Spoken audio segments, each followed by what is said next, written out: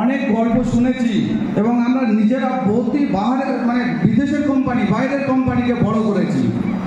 আজকে আমার উদ্দেশ্য এটাই যে আজকে আমরা যে কোম্পানির প্লেয়ার আমি দেখে এসেছিলাম, আমরা সবসময় জানি একটা কোশ্চেন মার্ক থাকে যে একটা কোম্পানি কি করে আমি দেখব, যে 3টে পি ফর প্রোফাইল। আজকে আপনার এই যে লিডারগুলো প্রত্যেকটা শব্দ ওয়ার্ডগুলো ভুলে গেছে, আমি বেশি কোথাও বলবো না, আরও আছেন তারা কথা বলবে, আমি সংক্ষেপ দু এক কথা বলবো। আজকে যে ব্যক্তির আজকে হাত ধরে আজকে আমি এসেছিলাম, আজকে যার জন্য আজকে দীর্ঘদিনের লড়াই প্রতিষ্ঠাতার মাধ্যমে আজকে সেই রহমানদা, এনার প্রতি কত অবিচার, কত বাজে বক্তব্য, আজকে সেই কোম্পানির দেখুন কোথায় দাঁড়িয়ে আছে ওই ব্যক্তি। এই জন্য মানুষ খারাপ মানুষের সাথে চলার থেকে, যেমন একটা উদাহরণ দিলে আপনি বুঝতে পারবেন, খারাপ মানুষের সাথে আপনি ঝগড়া করো না, খারাপ মানুষের সাথে আপনি বন্ধু করো না। কারণ যেমন কয়লা জ্বললে হাত পুড়ে যায় এবং আপনি দেখবেন কয়লা পুড়ে গেলে হাত দিলে কালো হয়ে যায়। এই জন্য আপনি কালো মানুষ, এই যে খারাপ মানুষের থেকে আপনি দূরে থাকুন। বিশেষ করে আজকে এই মঞ্চে আসার পূর্বে যে আমার লড়াই, এই লড়াইয়ের প্রতি সুবিধে কেয়ারে দীর্ঘদিনের যে একনিষ্ঠার সাথে আমারই খুব একনিষ্ঠ মনে প্রাণ দিয়ে সকাল সন্ধ্যে দেখবেন এক করে দিয়েছে অফিসে, সেই নন্দদুলা হালদারের জন্য একটু করতালি সে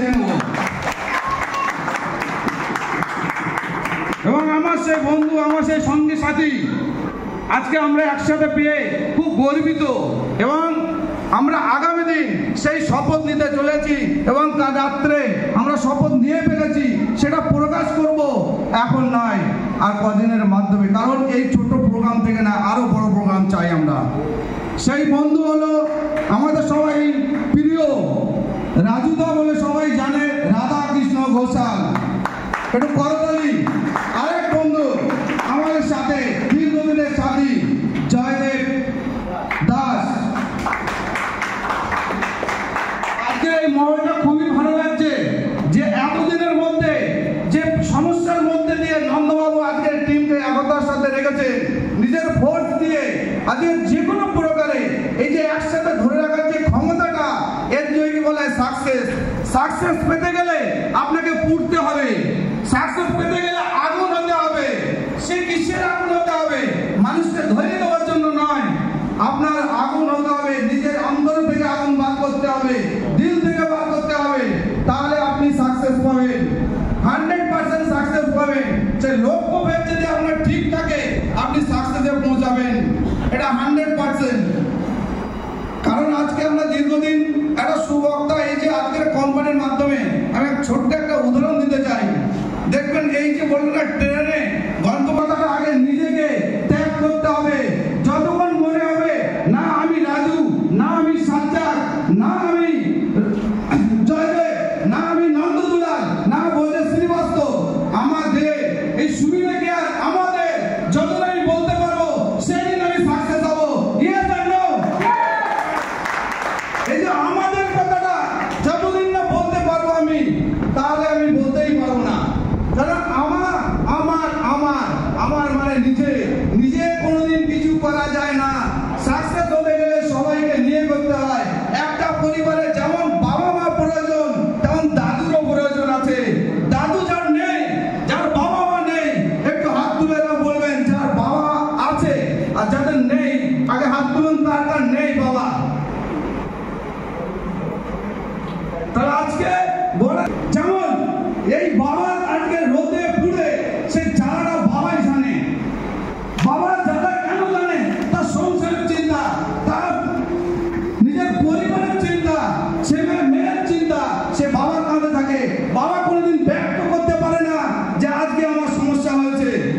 এই সমস্যার মধ্যে দিয়ে বাবা একটাই কথা বলতে পারে, নিজেকে ধৈর্য, ক্ষমতা এবং শক্তি রাখতে পারে। যাদের বাবা নেই তারা বুঝতে পারছে যে আমি বাবার সাথে এই কথাটা বলে শেয়ার করতে পারি। তেমনি মা, আজকে দেখুন যাদের মা নেই তারা একটু হাত তুলবেন। এই যে মা শব্দটা বলার উদ্দেশ্য হলো কি? আমরা বলি না, যখন বিবাহ করে কেউ রাগ করবেন, একদম স্বাভাবিক কথা। বিবাহ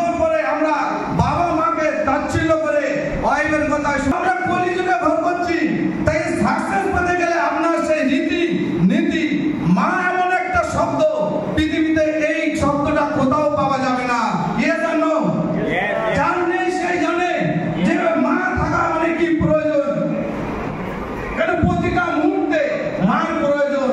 যে মায়ের দোয়া আর এই যে বাবা, এই দোয়া যার কাছে লেগে আছে সে সাকসেস সাকসেস সাকসেস হবেই হবে। কেন? বাবা মায়ের দোয়া পৃথিবীর শ্রেষ্ঠ দোয়া। এই জন্য বাবা মায়ের পায়ের জান্নাত এটা বলে দিয়েছেন। আজকে আমি রিকোয়েস্ট নয়, আজকে সবাইকে আমি নিজের অন্তর্স্থ